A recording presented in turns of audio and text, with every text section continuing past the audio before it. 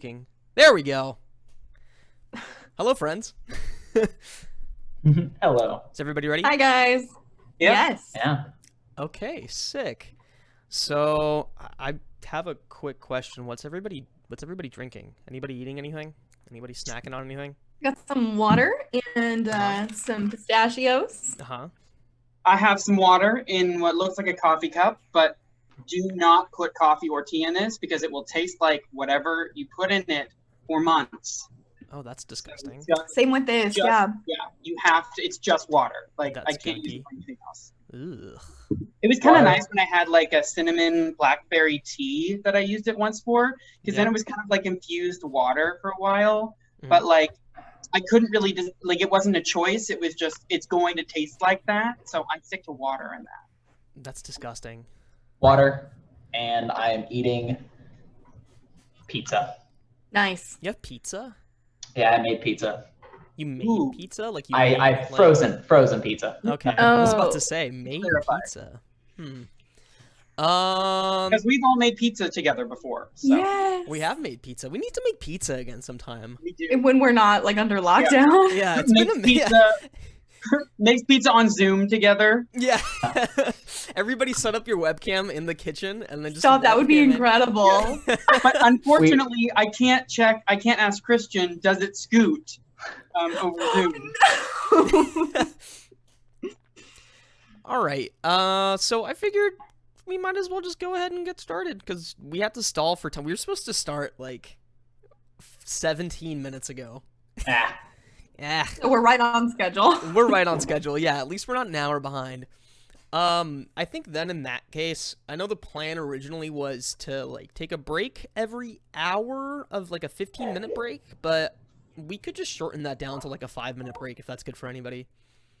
yeah, or we just like Yeah. play it by ear, like if, like. That's- But yeah, yeah, you try that's- to shorten it. Yeah, the plan is still to play for like 4 hours, so as long as we're done by 9-ish, Yeah. then we should be good to get started. So hi. Hey everybody. I see right now in the chat there's only 2 people, which means it's probably 2 of y'all, which means we're shouting out into the void. We're screaming out into the Wait, silent what abyss. chat? And Twitch, we're streaming on Twitch. You guys are watching the stream while we're streaming it? Well, Yeah, I wanted to see what it looked like. I'm not watching the stream. I'm just looking at my chat. I have a little dashboard thingy open. I'm not watching it. I can't watch myself. I've never actually used Steam, so Twitch. Steam? Twitch. Oh, Twitch. I've You used know something Steam. else. As I've a- never used Twitch. Oh, the crone says, I'm not y'all. Hey, how's it going, the crone? How you hanging? Hey, We're gonna get started here in a second then. Let's do some housekeeping then. I think it's probably pertinent to have everybody introduce their characters. I'll go first. I'm playing everything. And my name's Teddy. Hi. This game specifically calls the GM the Games Master. Which is like very it's kind of like highfalutin and pretentious, so I kept it in the overlay. So yes, I'm your games master. Bree, do you want to go? Sure. I'm Bree. Fun things about me. I'm playing a character named Fnibbit. I'm an assassin, but just out of training, not very good at it yet. Haven't really established a name for myself. Mhm. And a fun fact about Fnibbit is she actually has 2 different colored eyeballs. So one's blue and yeah. one's brown. Nice. Exciting. Yeah. What do you look like besides the 2? I feel like medium build, medium height. She's pretty young. I've settled on I feel like she's been an assassin trained from birth. So to be Okay. just out of training, she's probably 18. So like instead of a rattle, she had like a switchblade. Yeah, or And like she's- a and Yeah. she's still not quite there yet. right. yeah, your hand is covered in like various different scratches and like scars. Yeah, from like every I time. haven't quite picked it up yet. Yeah. Very, very light blonde hair, like almost white. Mhm. And freckles because I love freckles. Nice. Oh, Christian? nice. Hello, my name is Christian. I am a friend of all that are here, and You're my friend. I'm playing. I'm playing Tim Bailey, you know, the Tim Bailey, accomplished, or I like to think I'm accomplished necromancer. Oh, my cat is climbing up on a ladder as we speak, so that's Aw. exciting. Things to know about me, I have a cat. I live with my girlfriend. She's in the corner every so often. Oh, she just threw my cat. You can just see the cat flying. And there's something else I wanted to say. Oh yeah, Tim is a necromancer and has a very glorious girlfriend that you will all meet shortly.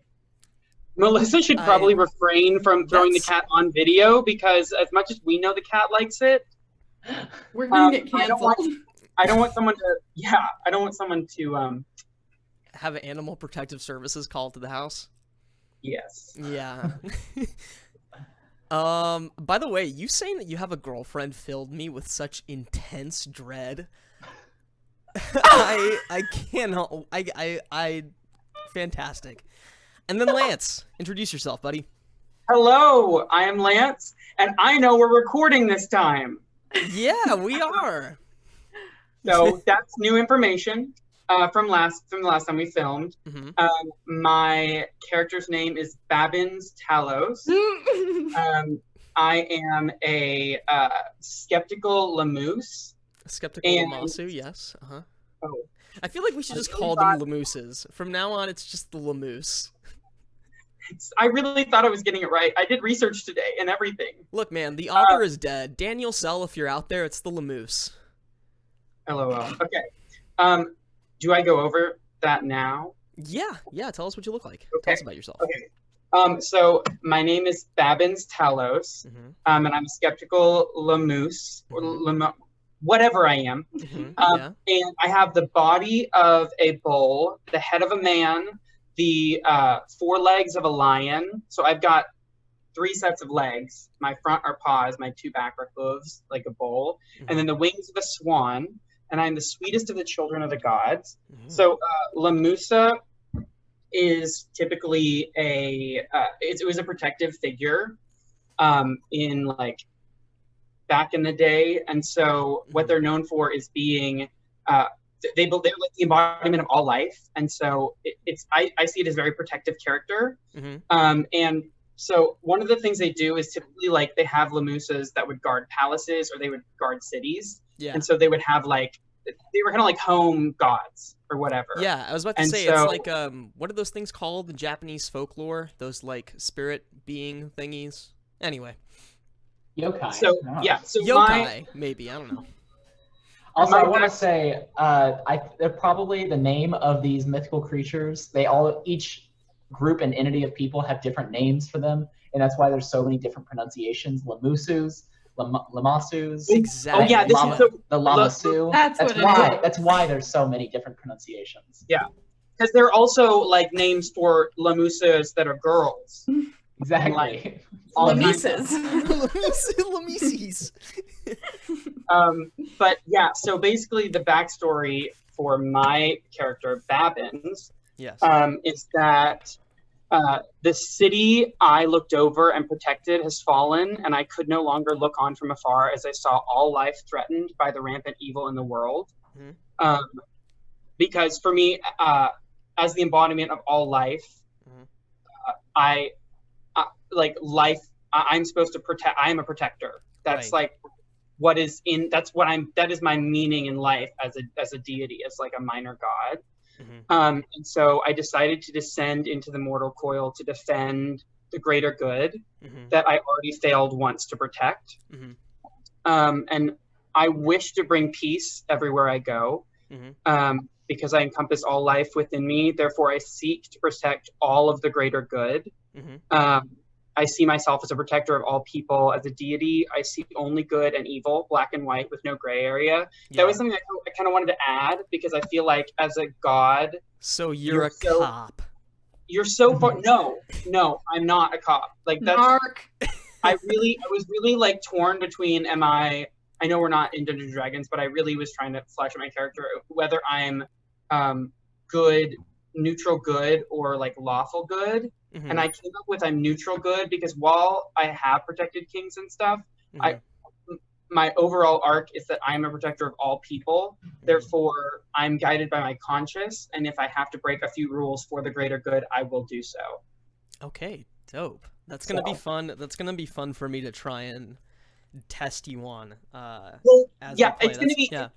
it's gonna be interesting. Me somehow working with Tim and Fibnit because Nibbit. It is not a hard name to say. Because Fibnit is an assassin who kills people for hire. Yeah. And Tim is a necromancer who literally plays with life like it's a toy. And Yeah. I am literally about protecting everyone. Well, and like maybe you just have some things to teach them as we go along the way. For sure. Again, I think it's going to have to be something where like the greater good makes it okay that I work with them. Mm-hmm. Yeah, exactly. This is You're more working of a, on us. Yeah, this is more of a Like means to an end type thing. I think that technically makes you lawful evil, but yeah, we can, Me? I'm not lawful evil, okay? Okay, buddy. Sure. I did my research. Sure, pal. All right. I think the first thing that we should go ahead and do before we start is, like I mentioned on the previous episode, Troika has kind of an interesting initiative system. And in kind of fitting that to a game on Roll20 can be a little bit tricky. You can use a deck of cards, you can add different tokens to it, but I thought something interesting to try out would be to, let me, as I switch my thingy over here. Oh, no, not to that. That's a thing. Don't look at that. Give me a second. Oh, no. Oh, no. Don't look at that. Spoilers! Here. I went blind for a second. It's fine. Yeah. I can't read, so you're safe. And let me do this. And then let me do this. Basically, what we're going to do is I added a whatchamacallit, a tarot deck to Roll20. Shout outs to whoever it was that made that. I don't remember off the top of my head. But I'm going to have to add a source real quick. Add a window. There we go. Boop. Boop. Getting a look at how the sausage is made real quick. That's disgusting. Why is it still giving me that? There we go. Oh man, but I deleted the overlay. Fantastic. We just go here, and then we go to here, and then we go to right over here, and then we go like this, and then we go like this, and then we go like this, and then we go like this, and then we go like this, and then we guys. And do we go like this, Teddy? Yeah. Teddy, if you say it more softly, then this could be an ASMR stream. Please, God, no. I hate ASMR. It literally gives me anxiety. ASMR gives me anxiety, and I don't naturally have anxiety. There are certain ASMR videos that I don't know why. I think it's just like the social stigma against ASMR that whenever I'm like, oh, I kind of enjoy this, I feel such like, you shouldn't like this. I don't like, give a shit. Fine. I love ASMR. There's some that I really don't like. There's some that I very don't like. All the weird, like, you've been kidnapped and we're gonna do ASMR while you're sitting in a chair. That was just kind of like, oh, that's a fun acting exercise. The ones that make me so uncomfortable is like words of encouragement. It's like, oh yeah, those are weird. You're doing a great job. You don't know me. No, like, my shit. Stop. I just hate it. It just makes me anxious. Like I just start like stressing out. All right, this is just gonna have to look like this for now. I don't know why it It's okay, Ted. crapped out right before we started, but you know what? There's just gonna be a nice little Murphy's black bar Law right there. Yep, that's true. All right, it's so episode 1. Yeah, this gives us things to get better at. Exactly. What we're gonna do is, let me pop this guy open here. Is everybody in Roll20 right now? Yes. Yes. I am. Okay, cool. So if I go over here. And then I go over here to my handy dandy tarot deck. So I'm gonna issue everybody 2 cards from this deck. So let me give you 2. If I deal 2 cards to all players, is it gonna give y'all different cards or the same cards? Probably different cards. Yeah, let's find out. I don't know. So, yeah. Okay. So everybody's got 2 cards now. Oh. Which one's mine? They're over your name. They're over your Over my name. name. Yeah. Mm. So we're gonna go one. Not everybody go all at once. It gave me 2 cards, which I don't want. I'm gonna get rid of that. Yeah, it gives us different cards, Seti. Yeah. Okay. Cool. So what we're gonna do? We're gonna go one at a time, and then you're gonna show me what 2 cards you got. Oh, we can see all of our cards, each other's cards. Yep. So I need to change that, but it doesn't really matter for this. So Christian, you can go first. All right, so I have been dealt the. Where did it go? I placed it and it disappeared. Teddy, Christian, you could. Oh. Is it on the map somewhere? I don't see it. I have the Emperor and the Sun. Yeah, I see the sun, but the other one for you disappeared because you touched it or something. Did you place it on the thing? Yeah, I placed it on the. I placed it onto the thing. Is it behind the layer or something? It shouldn't be. Hey. The current layer is. It's yours. You can have it. Never mind. Let's change that to maps and backgrounds. Nope, it's not. It's just gone whenever I placed it. That's weird. It's just gone. Well, All right, so you got which 2? The Emperor and I don't remember the other one. The sun. The Sun. Okay. So Tim.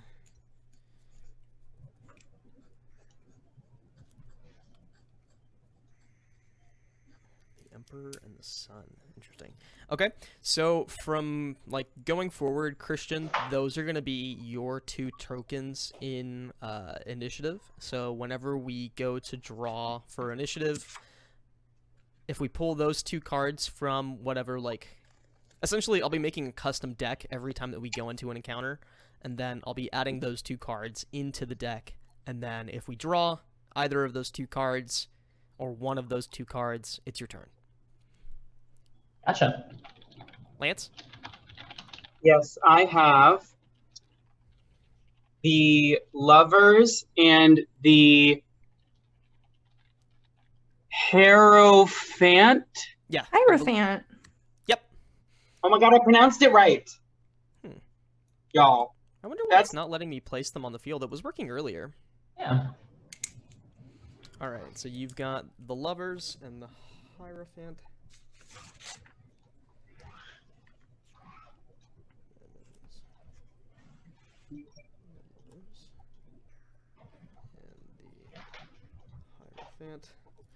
Okay, and then Bree. I have got the Hanged Man and the Moon. The Hanged Man. Yeah, the sun and the moon. I know. Oh, it is S-U-N. For a second, I thought it was S-O-N. The Sun Child. Boy. The Sun Boy.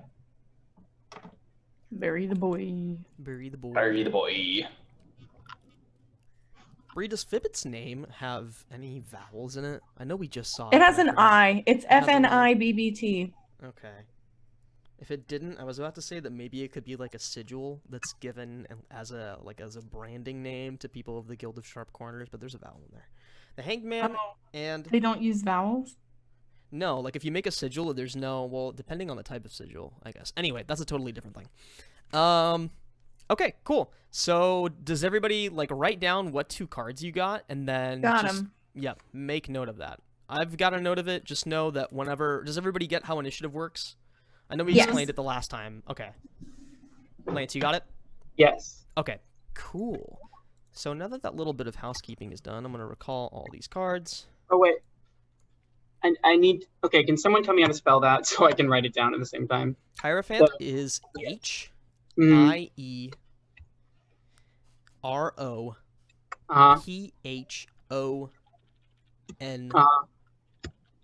Oh, wait, no. H-I-E-R-O-P-H-A-N-T. Oh, R-O-P-R-O... Welcome to our Twitch spelling lesson. Yeah. H-I-E-R-O... Yeah. R-O-P-H... Uh-huh. Then what? Then what? A-N-T. Ant. Yeah. Okay.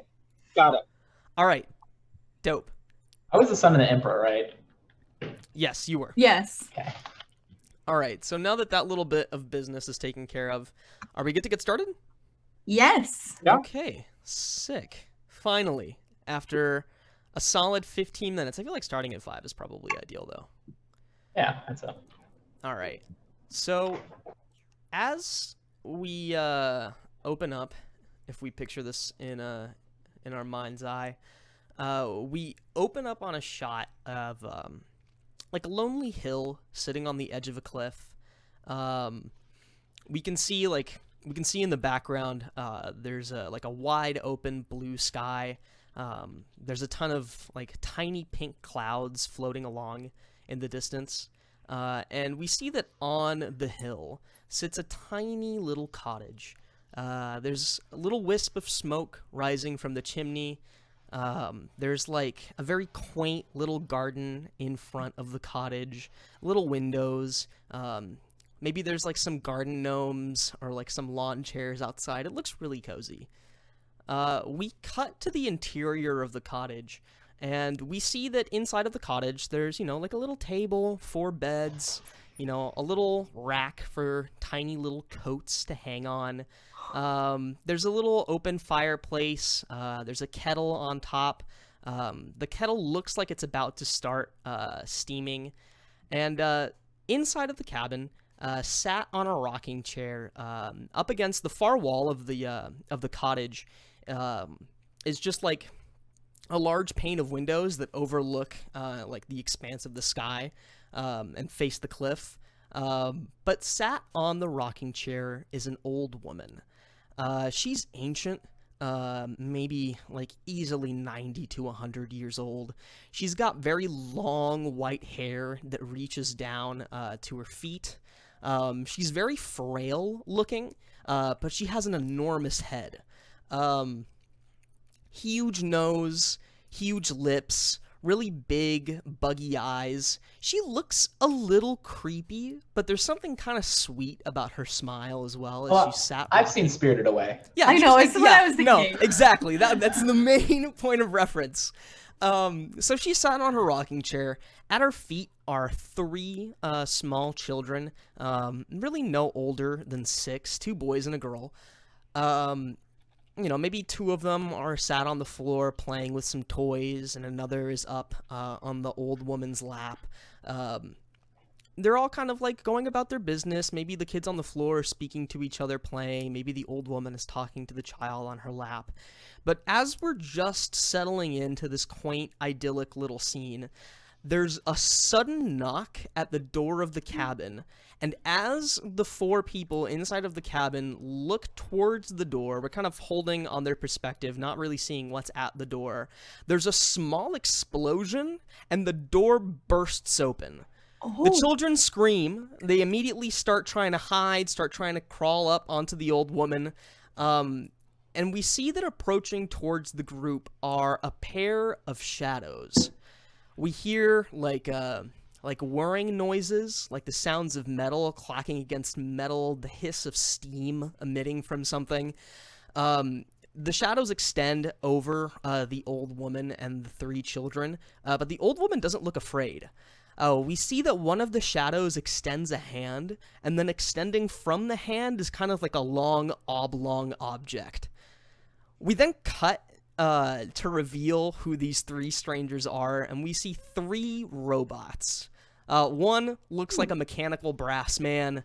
The other looks kind of like a medium-sized washing machine or like a big amplifier. And then the third looks kind of like a TV remote. He's kind of like a long rectangle with a lot of like buttons and knobs and gizmos on him. The man-shaped one, he's extending his hand, and he's holding out a microphone towards the old woman and the 3 children. The microphone kind of extends out of his hand, and then there's like a cord that runs over towards the TV remote guy. And then he opens his mechanical mouth and says, "We are collecting samples." Yes. The old woman, she kind of laughs and says, "Why, you sure did give the young ones a start. There, dears. These little gizmos are friendly. Now let me see. What would you 3 like to hear an old woman like me prattle on about?" Then the mechanical man says, "The times of the old sun, yes." "Why, that was a long time now. But I suppose nothing ever ends. And then she gazes out the window, and we kind of dolly out through the window, out into the sky, out into the clouds. And as we're panning out, we hear her voiceover kind of come in and say, "We were free to roam in those days, hither and thither on the humpbacked sky." And then we keep speeding up as we dolly out into the clouds. And it keeps speeding and speeding up. We're now fully entrenched in clouds, and then the clouds part, and we see the city of Troika. Troika is a mess of a place. It extends in all directions. We can maybe see the hint of a sea out in the distance, but it's a monolithic sprawl of colors and gleaming skyscrapers and kind of rutted streets.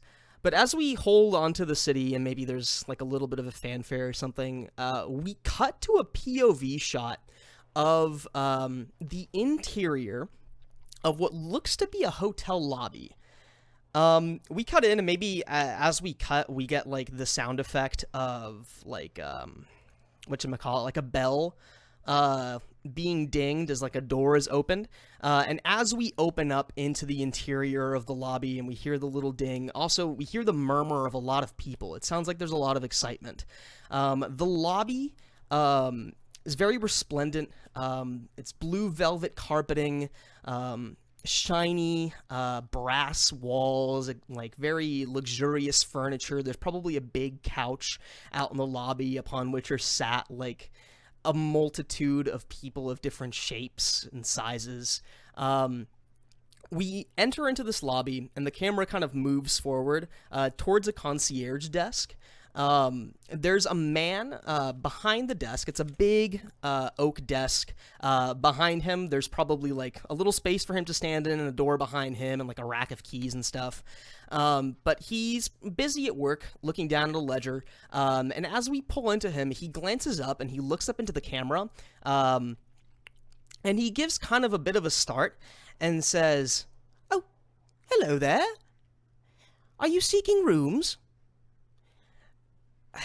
Yes, I believe you are. It will be such a delight to have you here at the Blank Mange and Thistle. Now, you simply must attend the party as well. I'm sure you've heard the sounds, seen the banners outside, yes? The Feast of the Chiliarch is underway, friends, and you're at the right place at the right time. There's a booming party up on the 6th floor. Now, will you be needing accommodations for 3? And then we cut, and we see the 3 of you. I'd imagine that the 3 of you came into this establishment, maybe not necessarily together already, but it probably just so happened that you all, like, came in the door around the same time. You don't know each other, but the man is addressing the 3 of you. Remind us for a moment again, what do you see, or what do we see when we cut and we see the 3 of y'all standing in the lobby of the Blank Mange and Thistle, one of the city of Troika's most resplendent and prestigious accommodations? What do you look like? What are you doing? Well, I think Fnibbit looks out of place everywhere, because apart from the fact that she looks like she's dressed in all black and has a lot of concealed weaponry, she doesn't really look that intimidating. Like, probably she would be handed a kid's menu.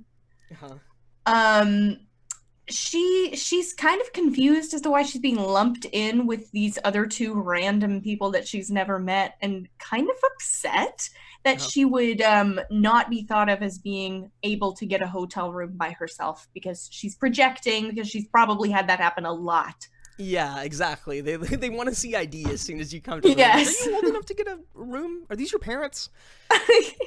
Tim? So you see Tim, and you see a man standing there that looks always so uncomfortable. He doesn't look comfortable in his own skin. It's shifting. It's just the epitome of a shadow. Very pale skin and long black hair, somewhere between shoulder length and, I don't know, you can't really tell. Yeah. It looks uncomfortable, kind of messing with their hands. Yeah, so far I'm getting the impression that, like, amidst all of the, like, very colorful festivities and, like, people running around, and there's people with fireworks and people with, like, big bowls of food that are running around and are, like, going up into the elevator and running down the stairs. The two of you look very out of place. Yeah. And then, Babbins, how did you even get in the door? I very regally wriggled in a very regal way, though. A regal litter. Amazing. As a deity, I always look immaculate. I'm very, very clean. And I have my head up high. I keep shooting really, really disdainful looks at the person next to Tim that he was just describing, almost as if I would spit on him, or I wanted to spit on him or at him. Yeah, you're like, why am I being lumped in with these characters? Well, you know, as someone who embodies life, I can tell when something is not quite right about, like, someone's, if they're, I mean, I can't pinpoint what it is, but I know there's something just wrong. Yeah. So you're very hoity-toity. Yeah, exactly. I mean, you're one to judge a book by its cover. Yes, and I'd like to think that I emit an aura that is important enough to know that I would not share a room with two other people. Well, obviously not. I mean, I'm not a common sight. People haven't seen. Yeah, no. I imagine that as you came into the Blank Mage and Thistle, there were probably some eyes pointed your way. Like, maybe there were some oohs and ahs as you came in the door, and as you're standing here in front of the concierge, maybe, like, a group of kids comes over and they start, like, yanking on your tail and, like, rubbing down, like patting you, like, on your, like, bull haunches for good luck.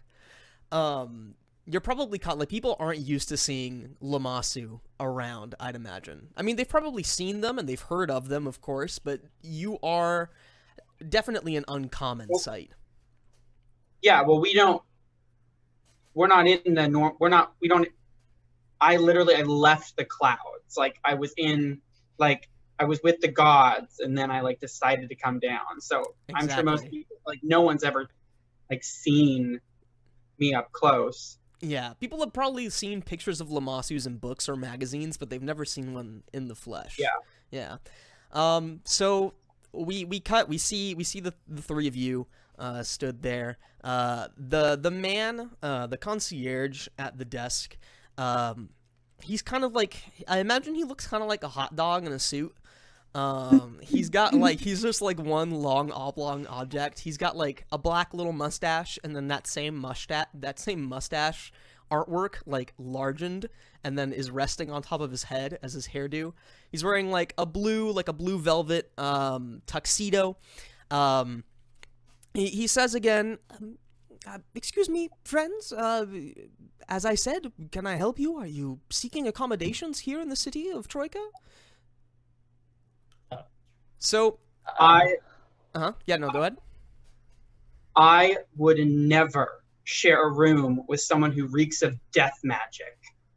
And then I spit at the feet of the not of Tim, but of Tim's companion. Tim's companion? Tim's companion? Didn't you mention there was a guy next to you that was like your shadow? No, that's me. I am the shadow. Okay, I am the shadow. Subtract that, I spit at him and say, I would never share accommodation with someone who reeks of death magic. What the hell is your problem, man? I like the smell of death magic. That's weird. The man, the concierge, looks visibly uncomfortable, and he says, in that case, I regret to inform the three of you that we have but one room available today. The Feast of the Chiliarch is underway, and we are mostly up to capacity this day, so if you'd I'll take the room, and buddy, with the, yeah, you can share a room with me, that's fine. You can choke. Which one? You. I can choke. Yes. And can you guys choke? Is that a thing you can do? That'd be very interesting. Me? No. I know Oh, you can them. choke. You're a person. I think Yes. it's quite a foolish thing to disrespect a deity in front of them. Well, you disrespected my friend here, so... Friend? Your friends with Yeah, this? I just decided just now. Mm-hmm. He's Oh, not so even much- fully alive anymore. I am well alive. I've worked hard to not be, but at this day, I still am very much alive. You have been tainted, and you can never go back to what you were. You're gonna let this man talk about your taint like that? Sorry. I just want to turn and be like, can we have the key to the room? Yes. The concierge says, "Most certainly, fellows," and he turns around behind himself, or behind him, and he goes over to the rack of keys, and he pulls down a key, a silver key on a ring, and he hands it to you, Tim. The key ring is it's too small for your wrist, but it is too big for you to put on an ankle. He hands it to you.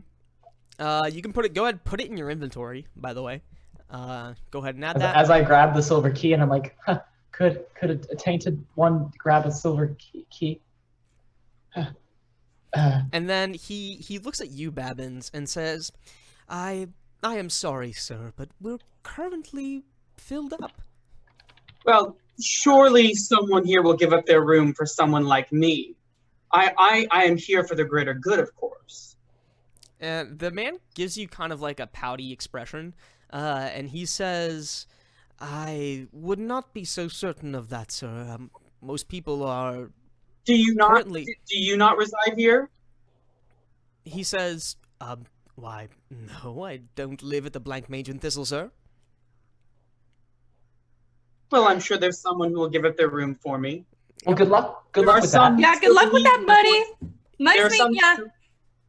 He says, he says to you, Babbins, he says, well, sir, perhaps at the Feast of the Chiliarch upstairs on the roof, you might find someone that would be willing to relinquish their rooms to you. Well, then that's where I'll go. He says, most certainly, sir. You may access the roof by either climbing up these stairs here, and he gestures with his hand, and we see from your POV, there's a set of stairs to your right, past a glass display of the layout of the hotel. Or, if you so desire, we have a lift right over there. And then he gestures a little bit further down into the lobby, and there's kind of like an old-timey looking elevator. The doors are currently closed.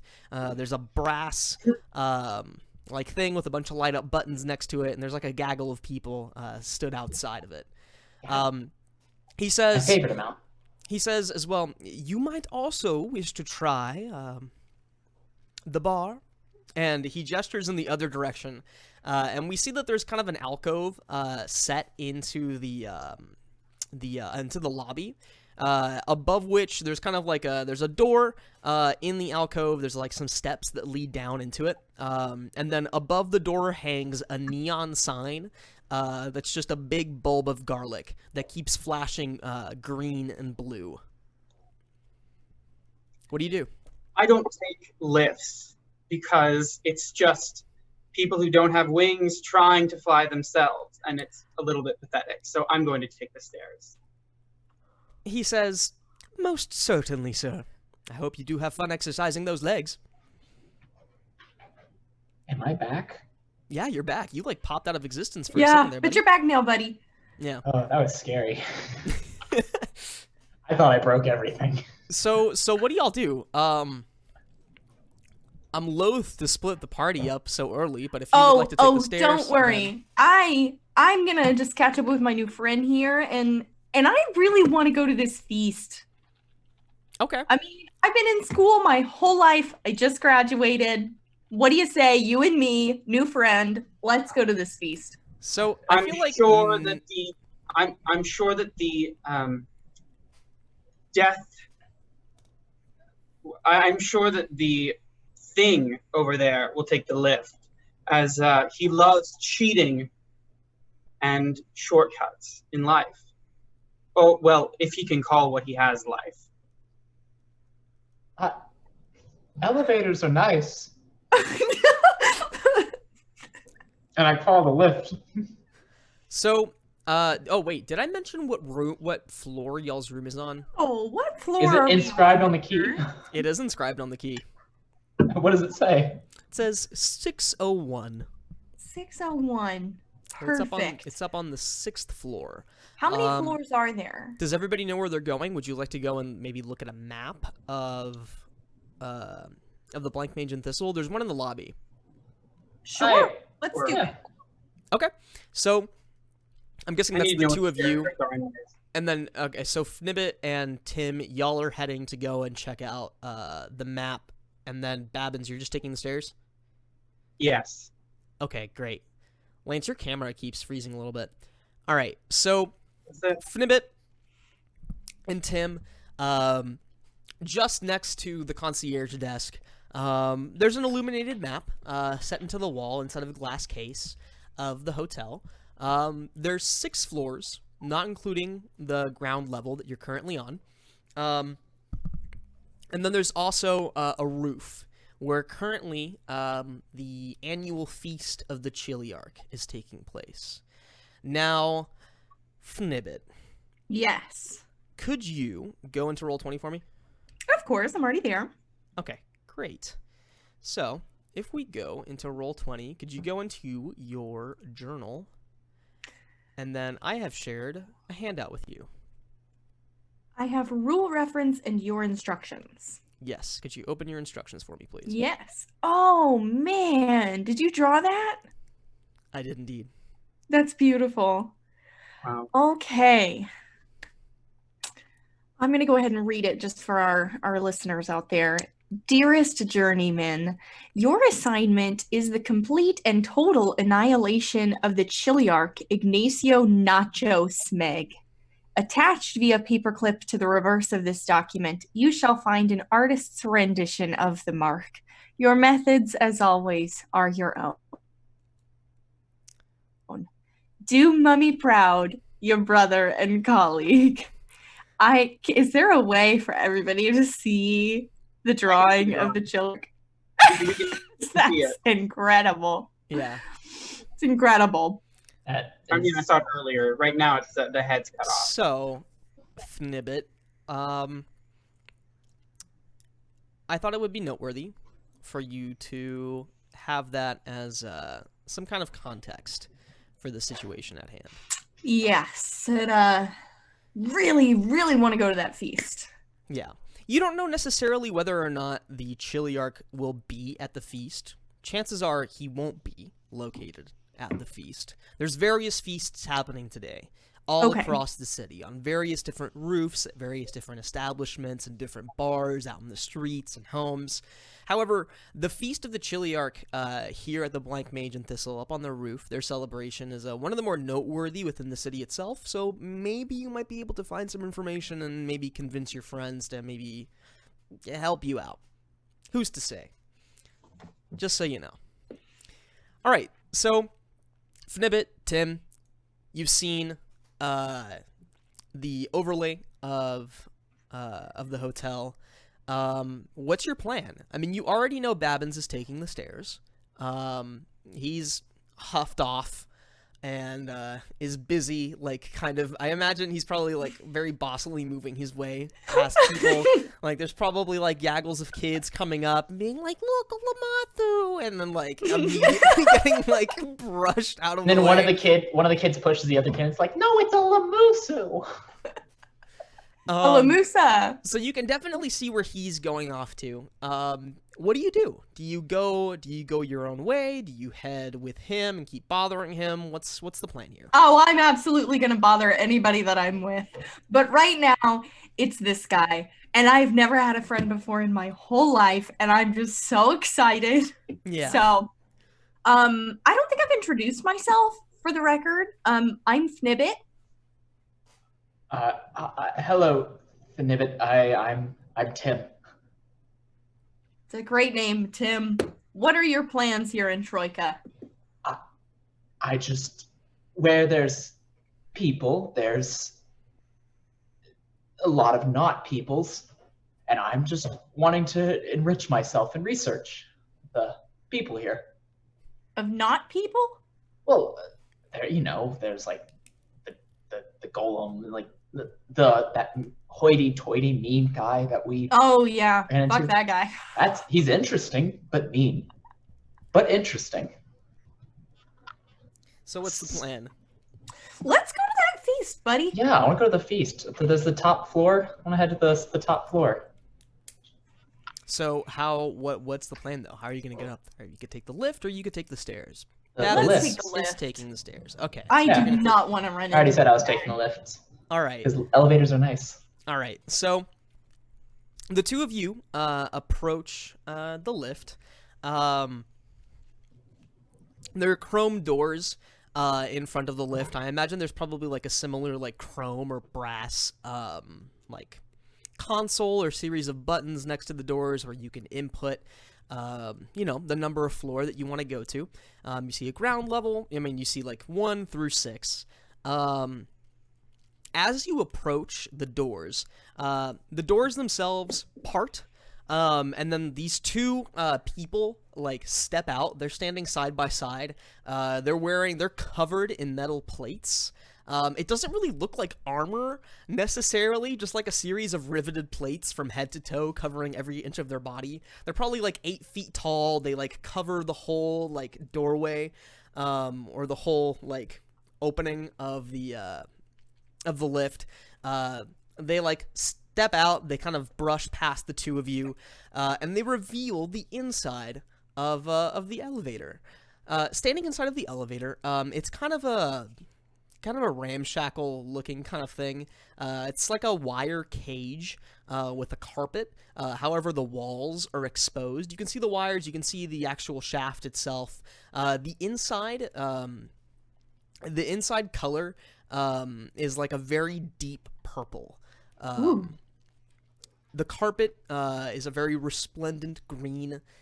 There's a light bulb that's hanging from the top of the carriage, illuminating the space inside. And standing inside of the lift is the attendant. The attendant is a very small mandrill. He's probably no taller than 3 feet tall. Y'all know what a mandrill is, right? No, I was just about to ask. No idea. Okay, a mandrill is what y'all think a baboon is. Oh! Yeah, he's really tiny.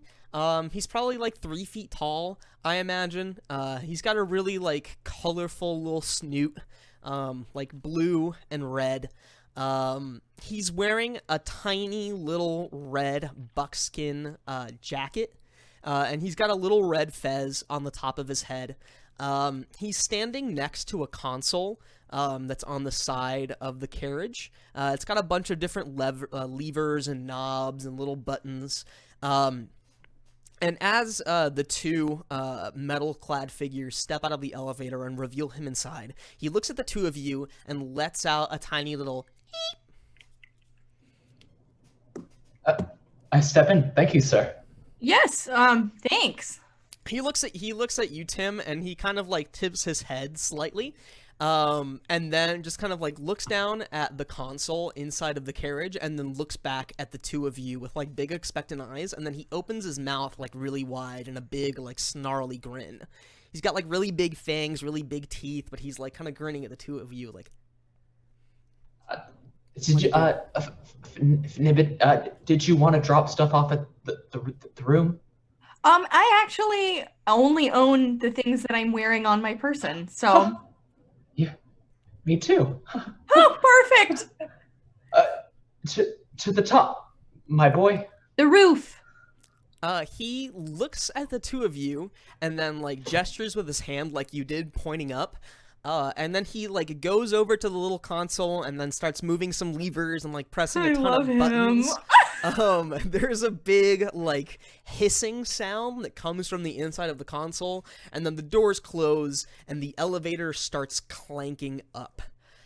It moves very slowly.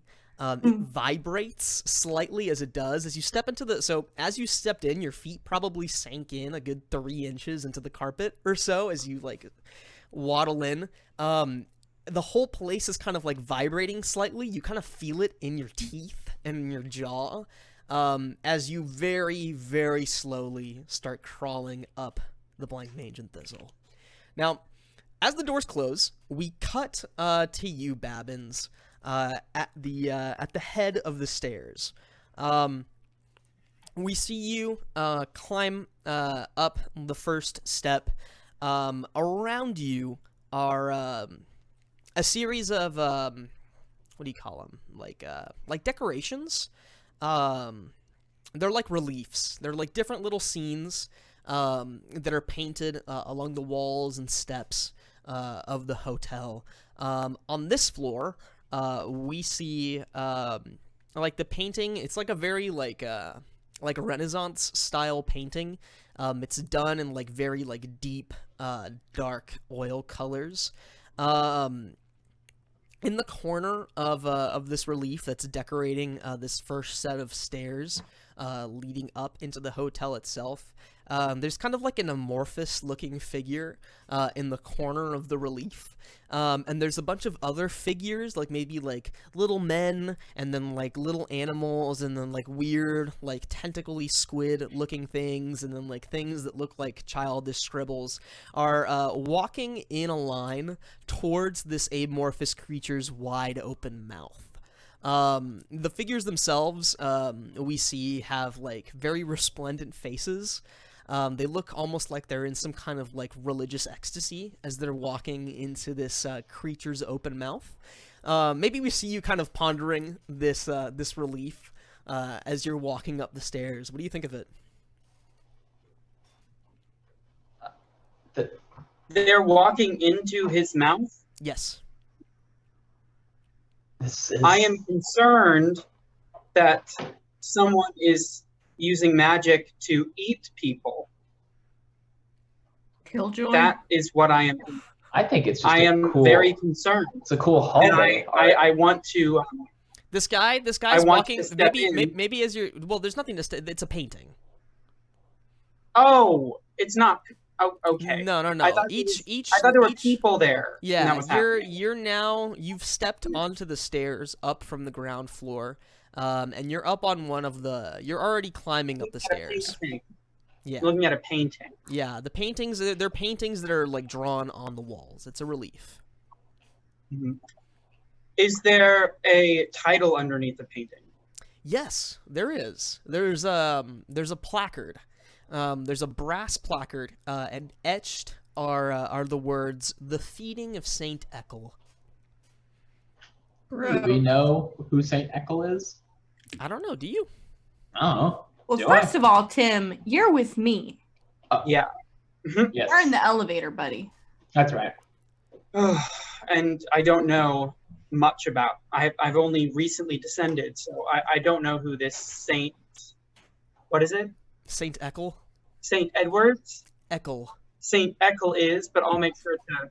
Oh, Ekel. I will ask about Saint Ekel once I reach the party.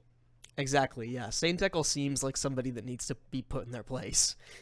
So you're climbing up the stairs. Maybe you take a look at this relief, you ponder its dark implications, and then you keep climbing. And as you're climbing the stairs, you hear a noise coming from somewhere up above. Maybe I imagine that the stairs kind of like turn a corner as they're rising up through the building, up onto the next landing. You've just turned a corner to the left, and then up above you there's some more stairs, and then there's the first floor landing, what looks like. What kind of noise do I hear? It sounds kind of like a series of screechings and hoots, and maybe kind of the faint sound of a man or a woman. You can't really like assign a gender to the voice. Kind of like making grunting noises. What do you do? Where is it coming from? It's coming from up. It's coming from ahead of you. It's coming from this first floor landing. I quickly walk up to see what's happening on the landing. Okay, so walking up onto the landing, like I said, it's the same. All of the floors are covered in the same kind of resplendent and luxurious blue velvet carpeting. The walls are done up with the walls up here on this first floor are done up with even more paintings of like famous people from around the city, kind of like when you go to those restaurants in like New York or LA, and there's like pictures of celebrities up on the walls. It's like, did you know that Jack Black ate here once? He had a hamburger. There's probably pictures of like celebrities up on the walls and like dignitaries and special people and like pastoral. He never came back, but that's not important. Yeah, he only came once. But up on this first floor landing, up at the far end of it, over by the windows, you can see that one of the windows has been broken open. It's kind of like a stained glass painting of something. You can't really tell from this distance. But the window's been broken. There's light streaming in from outside, and maybe from here you can kind of hear the sound of the festivities a little bit more clearly, since it's open air. But you can see very distinctly at the far end of the first floor, there are various different owls swooping around. And there is a man. He's dressed in the same kind of like tuxedo looking thing, like cummerbund, bow tie, little jacket, little pants. He's got a mop bucket and a mop. And he's swatting at the owls and kind of screaming. You can hear him at this distance say, "Back! Back, you fiends! Back from whence you came!" What do you do? How many owls are there? There are 6. That's a lot of owls. That is a lot of owls. I yell and ask if he is being attacked and needs help. Yeah. What do you say? Excuse me, sir. Are you being attacked and need help, or are you okay here? The man says, "Of course I'm being attacked, you fool! Can't you see I need help?"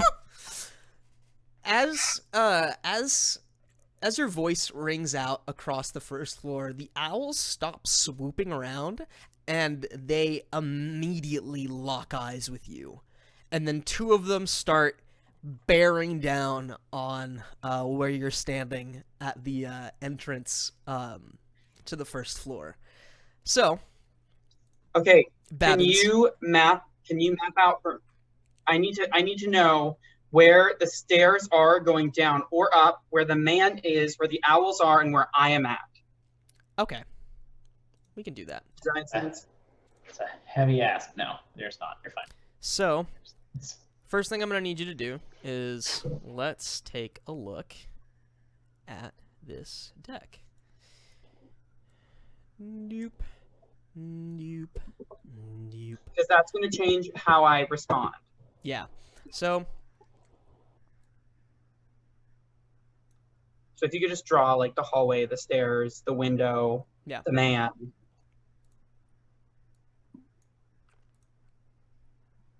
That's my favorite like verse, the hallway, the stairs, the man. The hallway, the stairs, and the man. By T.S. Well, I don't have any help. Because those 2 idiots wanted took to the take lift. an elevator? You don't have any help because you didn't make any friends. Yeah, you don't have any help because you're a jerk. Kind of came out swinging, and You reek of death. that's not an insult. That's a fact. Right. Dang. So What is a freaking necromancer to do in this economy? And I can't run because I can't just let that happen. So this is the first. Oh no. Say this is the first floor, and then you're seeing what I'm seeing right now, right? Wait, first floor? I'm not on the first floor. Yeah, you are. You're on the stairs leading up to the first floor. Well, I was already on the first floor. That's where we talked It's to European. It's No, European. buddy. The first floor was the ground floor. Oh, It's okay. it's a weird thing. European. Gotcha. More like you're a peon. Got me. So right. where is the end? Where's the stairs? All right. So the stairs are right here. I'm gonna ping it. Wait, I can't ping it. When someone starts walking into your room, notices that you're streaming, and walks out. All right. Oh, no, she's just cleaning. So we'll say this is you for right now. This won't be your token. We're not gonna we don't need to make this into a tactics game, right? This is just for your information in the moment. We're not going to be moving a token around and determining right. I just need to know. Right. I need to know where I am, where he is, where the owls are, because I'm not just going to go and be an idiot and attack 6 owls. All right. But I am going to help him. So there's a broken window at the end of the hallway. I need to know where the window is. I need to know where he is, where the stairs are. So the maid is right here. The broken window is that little orange squiggle. Okay. And the owls are around him. So there's probably one here. There's probably another one here. There's probably another one here. There's probably another one right here. And then two of them are. And then there's 2 of them that are coming towards you. So right here, we'll say. Okay. Okay. Cast a spell on one of them and see. Well, it's not your turn yet, so let's figure this out. Oh, okay. All right. So the way that we do this is, do you remember what your 2 cards were? Actually, yes, it was the lovers and the Hierophant. Hierophant. Okay. So what we're gonna do is we're gonna take this tarot deck, and then we're gonna duplicate it, boop, and then we're gonna go here, and then we're gonna name this Encounter 1 deck. All right, players can draw cards. Yep. Choosing from specific cards. Nope. Okay, we're gonna save changes. Okay. All right, so you've got the Hierophant for sure, and then we've got the, what was the other one? The lovers. And then the lovers. Okay, so the Hierophant and the lover. Oh, great, they're right next to each other. All right. So for now, let's say that nobody got Judgment. So from now on, Judgment is going to be our end of turn card. Okay. So whenever Judgment is drawn, that's it. That's the end of the turn. Everybody give me your cards back. We reset. Let's see. The owls have 3 initiative. So that is... Alright. Total combined initiative. So... in that case, 6 times 3.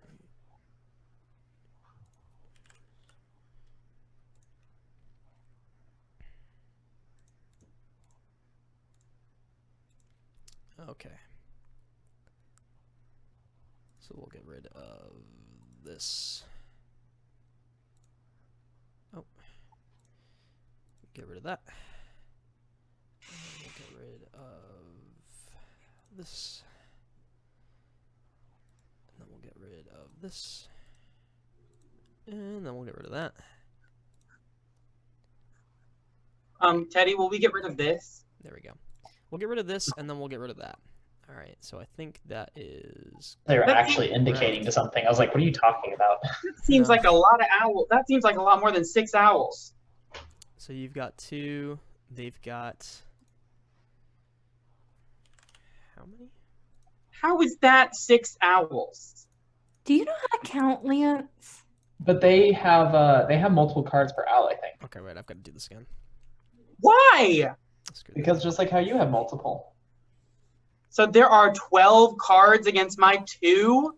I don't know. I don't know how many cards there are against yours. You will have to... What do you mean? What? Figure that out. I thought... Okay. Right. I don't understand this at all, but I will go with it. All right. So you've got 2. They've got a certain amount. And then there's Judgment in the deck. And then if we draw Judgment, then it is the end of the round. Got it? Got it. Okay, great. So I'm gonna deal 1 card, and then we're gonna see what it is. Can I run around? So they're coming at me from where he's going. Can I run like around to get you see where I am and he's at, and there's a direct basically a hallway in between us. There's a hallway separating us. Yes. Can I run up and then to the side and then down? So I'm running away from the 2 owls chasing me, but I'm running towards the 2 owls that are attacking him at the window. Can I run? I should mention, my bad, I kind of ran before I could fly, so to speak. Yeah, you know that phrase. You know that phrase. There's another Happening set of many stairs times, many here. You times see as a that other window like cleanser. you see that thing that's blocked by a barrier right now? There's like that other injunction. Yeah. That's the way up. That's up onto the next level, we'll say. Okay. Okay. Doesn't have to make any kind of real sense, just so you have an idea. Sure. All right, so we got 1 card. Let's see what it is. Wait. So am I able to run? We got the Wheel of Fortune. Wheel of Fortune. Better All buy right. a vowel. All right, buddy. So that is not you, my friend. So That's that would fine. be my opportunity to run. Would be my. No, it's not. Your opportunity to run would come on your turn, right? Yeah. So if I were to draw the Lovers or the Hierophant, then that's your turn, right? And Okay. you would get to do something. If I draw anything else, unless it's Judgment, then it is the enemy's turn. If I draw Judgment, that's the end of the round. We put all of the cards back, we resolve anything, and then we move on. Got it? Yeah. Make sense? Yes. All right. Great. So, one of these owls, let's say it's Baby Babis right here, is going to move in. He's going to swoop in to about here-ish, we'll say. He's going to swoop in really close to you. But he'll flutter in, and then he'll wait for, one of his friends. I'm so glad he has friends. Yeah. All right, next card. Hey. All right, we've got Temperance. So, his buddy swoops in right after him, following his lead, and is ready to back him up. You know, them birds are tight. Bird posse. All right, we've got the Lovers. Babbins, what do you do? Now, let me remind you what you can do on your turn. So, on your turn, you can do one of the following things. You can hit something. You can shoot something. You can cast a spell. You can hold your initiative, in which case you can put your card back into the stack. You can move. So hold my initiative would mean to do nothing. Yeah, you would do nothing, but you would put one of your cards back in the stack, right? So you would be at the same odds to be drawn again the next time. Right. You can move. The rules specify 4 meters. You can move 4 meters and do something else. So you can move 4 meters, and you can make an attack. You can make an attack and move 4 meters. Anything further than that will take your whole turn. We can kind of play fast and loose with what that distance is. I'm not really interested in turning this into Pathfinder for the most part. You can get an item out of your bag. If you remember how to do that, there's the different number I of don't need slots. it. I don't need it. My You don't need weapons are attached to me. Yep, your weapons are you. You can use some kind of item, or you can grapple. So what do you want to do? Wait, what's grapple? Grappling is like wrestling somebody, like pinning somebody. Okay. I would like to do what I said before, where I basically run around to the 2 owls that are attacking. I don't know how to move in this, but You can ping. You just ping to me where you would want it. Would you want to be like further down the hallway? Like where's that'll the? put you. How do I ping? You could just press Select and it. hold. Like click On- and hold is how you Okay. ping. Oh, you want to move all the way over there? Yes. Okay. You can move. I don't think that it specifies. Let me see if it specifies how much you can move. Every action is anything less than 4 meters is folded in my. If you wish to chase after someone, okay. Yeah, you can do that. Every action has an equal opposite reaction. Please Are don't. you rapping Hamilton? Please don't. No, I was quoting my good boy. This is a Isaac Newton. Hamilton-free environment. This is a safe space. All right, so we'll put you on this other side. You're able to scamper on past these owls and leave them behind. I don't have to roll for that? No. Oh, cool. All right. So I'm going to move these cards to the top. We've already drawn. And then let's see who goes next. All right, and it's you again. Look at that. Yeah. I feel like I may have not shuffled this deck. We'll see. So I am going to attack one of the 2 owls. There are 2 owls in between. Okay. Right here. This hallway. There's a clump of 4 owls kind of like still whirling around in the sky, swooping in and out to like lightly peck and scratch at the maid. He's still kind of like using the handle of his mop to bring the like kind of like swat at them. But he's really not doing much. He's really more cowering than he is fighting at this point. Okay. Is there a lamp in the no? Okay. Okay. I am going to cast a spell. Okay. Yeah, buddy. All right. What are you gonna do? Okay. I'm going to cast Shatter on one of the owls. You're gonna cast Shatter. Okay. Yes, What is? because it is smaller than an umbrella. All right. Tell me how Shatter works. Let's see. Shatter basically breaks them into a million pieces. All right. Shatter. The wizard may wildly gesticulate at a brittle object no larger than an umbrella. So it would have to be Not really brittle. A brittle object. These are feathers. This is flesh. This is bone. If they were all bone, you could shatter them. If you froze Can you them, shatter the bones specifically? I feel like you would have to see them. That's fair. Okay. Okay. Is there a lamp? Oh wait, no. Okay, wait, no. He can. Yeah, you can shatter their bones. You can shatter their bones. Yeah. Because it mentions they have to like roll against me or something. So no, yeah, they have to test their luck to avoid having their bones from being shattered. All right. Okay. So I want to try to cast Shatter. Okay, great. So do you remember how we use skills in this game? I have my charactery thing, and for Shatter, I have a total of 8. All right, so your total is 8. So that's the skill. So that's skill plus your rank in the advanced skill, right? Yes. So that means I have to roll an 8 or under. Correct. All right. So you roll 2d6. Do you know how to do that in Roll20? Roll 2d6. It's. I got a 4. All right. So we've got to check and see. So what does this look like when you cast Shatter? Okay, so I cast Shatter at one of the owls that is swooping by. Yeah. And it freezes in the air, almost like it's suspended. Uh-huh. And then it explodes. Not quite yet. Whoa. Slow your roll. It's got to test his luck first. Let's see. He wants to see how you cast it. Yeah, like, how do you cast it? Oh, okay. With a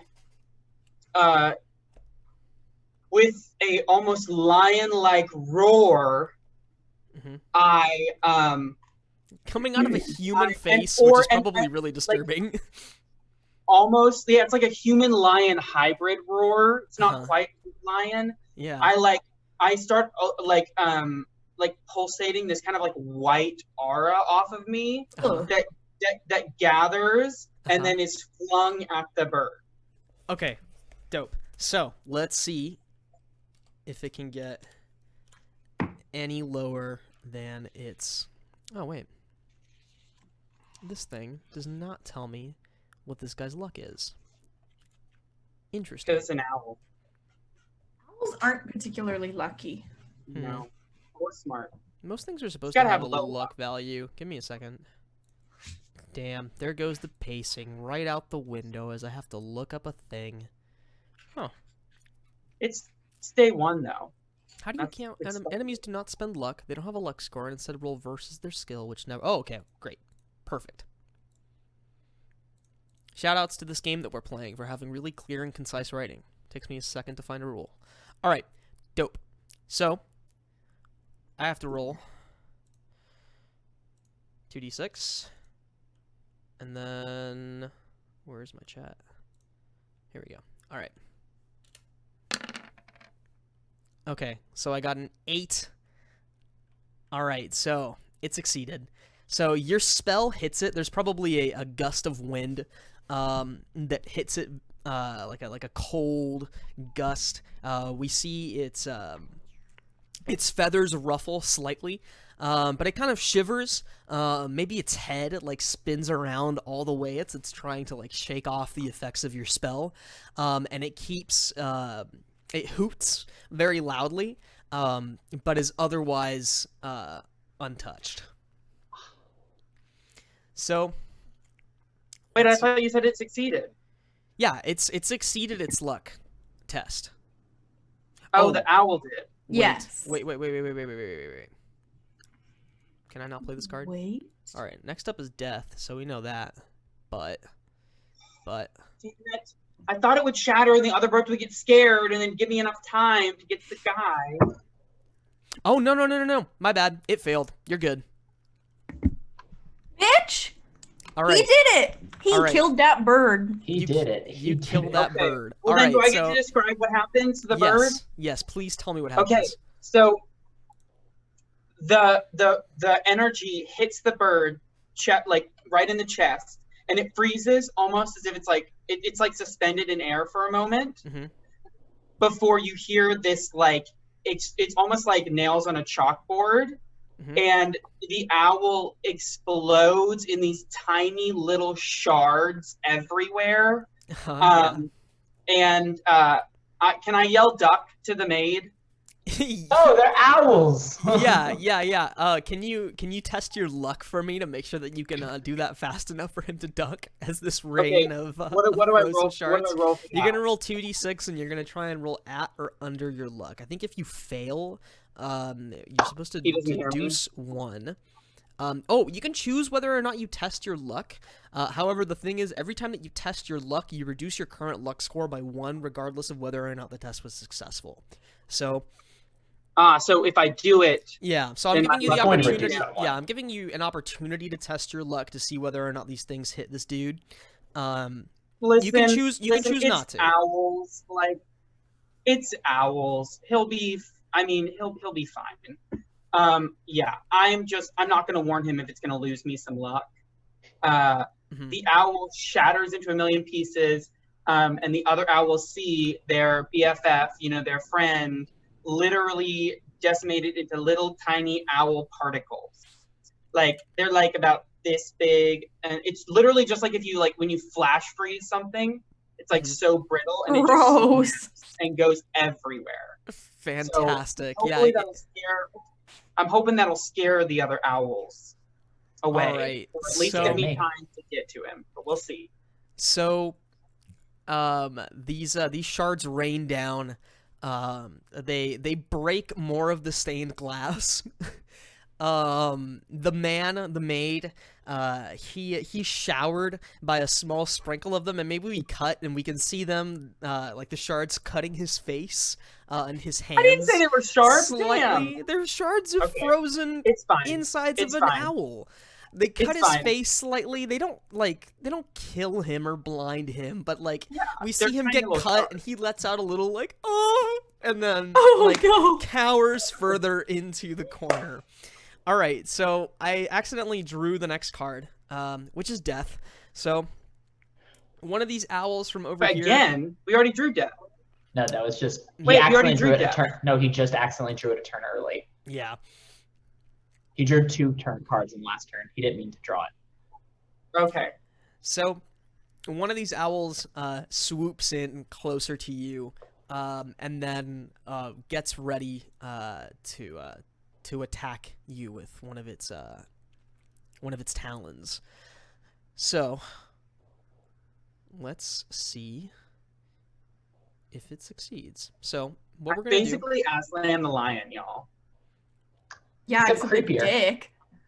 And with Aslan was kind Okay, of a dick. excuse me. Aslan is a little bit of a dick. Thank you. No, he Aslan wasn't. Yes, he was. He was like, I am here for all the creatures, but I'm also a boss ass bitch, and you should bow down to me. Like, he's How does like, that make him a dick? He was worthy. He was Alright. worthy. to but rule. I'm worthy. All No, right. you're not. All right, so one of these owls is swooping in to attack you with one of its talons. You're in combat right now, Babbins, so we're going to have you roll an opposed test to its attack to retaliate, right? And that's a 2d6. Right, so you're going to roll 2d6, and you're going to try, and what you're going to do, instead of rolling under, you're going to add your skill total, right? You can roll 2d6. You're going to add whatever it is that you have. How are you attacking? Are you using your claws, I'd imagine? Yes. Okay. So Which count? It's like a sword. It does the same thing as a sword. yes, correct. So you see the skill that you have in that, right? For my claw fighting, Yes. yes. I have Okay. 5 skill. Okay. And then so I you're have gonna... 2 ranks, so I've got a total of 7. All right, so you're going to roll 2d6 plus 7. 2d6 plus 7.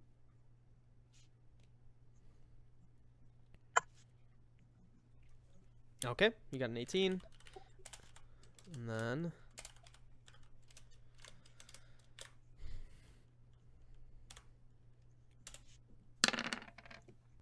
all right, so you succeed. So you go ahead and deal damage to this owl. We see it swoop in with its talons ready to, like, it's bearing its talons in. It's got its wings fluttering behind itself. It lets out a screech, but your claws are much quicker than its talons are. You're also, like, 5 times, Way bigger. 10 Yeah. times the size of this thing. So what's the damage matrix for your Claws. for your claws? Yeah. Its Can damage you is a give- sword, right? Yes, it damages a sword. I just need to know what number, because it says attacks 1, 2, 3. You know what it says? Yeah. That So what number is it? okay, so what you do is you're gonna roll a thing, and then we're gonna determine how much damage you do by comparing it to that matrix. So Okay. what you do is, I believe it's you roll 2d6 again, right? It's the only thing I've ever rolled. Yeah, you do your 2d6 plus skill plus advanced skill. Your So- dance. Well, that's to Advanced. determine that's to determine whether or not that's what we just If you did. just hit them. The winner rolls for damage and the loser deducts the. Yeah, I understand that. Is it just 2d6? Yeah, I think it's just 2d6. Everything. No, is it's just standard. roll. I think it's just 1d6. No, because there's 7 plus. Yeah, then doesn't that like add some skills to it? No. Otherwise, like you have a really high chance of getting really high damage. Right. That's true. Yeah, you're right. Because like certain weapons give you certain like all modifiers that add bonuses to damage will otherwise be specified, modified to roll the die, not the actual damage split. So for instance, you may have a +1 to your damage roll, but you roll a 5 on the sword, and so that'd be a 6. So you would roll what now? So like I think the sword, like there should be a stat somewhere associated with their weapons, I think. Yeah. Okay. So it's melee roll versus shields. Yeah. How? If he doesn't have anything that doesn't need added modifier, he just roll a d6. Well, he has his skill. Is the thing. I don't think that. Where is attack? Let's take. It's been an hour. Let's take a quick break. Let's take like 5 minutes, and then let's figure this out, and then we'll come back. Cool. Are you gonna move Beans. off the stream so we can still talk and stuff? Yeah. I'll just go back and then I'll do that. All right. So let's take 5. Okay.